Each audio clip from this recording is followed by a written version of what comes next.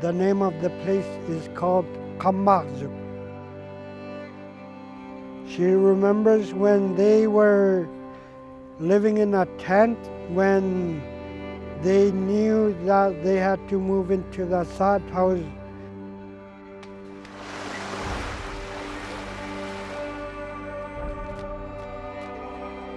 So I think decolonizing archaeology and really decolonizing academia is understanding and looking at the different ways of knowing and understanding place and the recollections of our histories and so on, and to really gain a full understanding of an event in time is to have those differing perspectives. So archaeology is very much a colonial discipline and used as part of the colonial processes.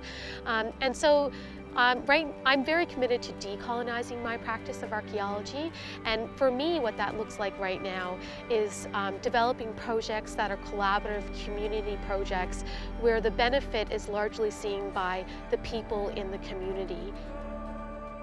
With the Inuit being more part of the archaeological digging, we get more appreciation of finding artifacts and identifying them right away what they are, instead of going around and asking people.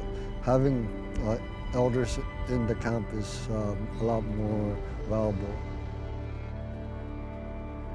In my research, we talk about ikaw makatiginak. Ikaw manak is to remember or to think or to analyze. And so in doing that together from multiple ways of knowing, you're building a really holistic story of a place and understanding of a place. In order to share knowledge, we need to have good relationships with others.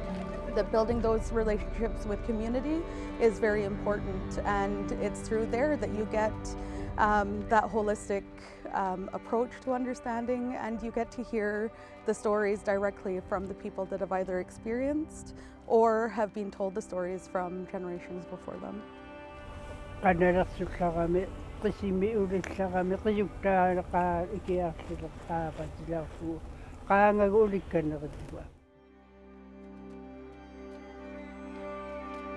So one of the key lessons I've learned as an archaeologist, and particularly someone who works with the Indigenous past, is to listen and to realize that archaeology is only part of the story, and most frequently the most important story is that of the people whose relatives lived there.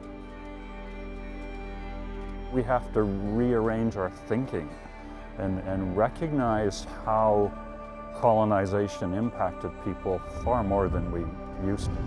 So to say that we're decolonizing science is wonderful. But it's an effort, it's a change, and it's something we have to adapt to and accept and bring to our own way of thinking. In the past, for example, I've worked on projects on caribou, pulling together information. And I tried to include traditional knowledge that I learned from friends who lived on the land, and I was told to take it out. Today, if you do any kind of a project on any kind of scientific work, if you don't include traditional knowledge, then you'll be asked to put it in. So for me, that's a wonderful change.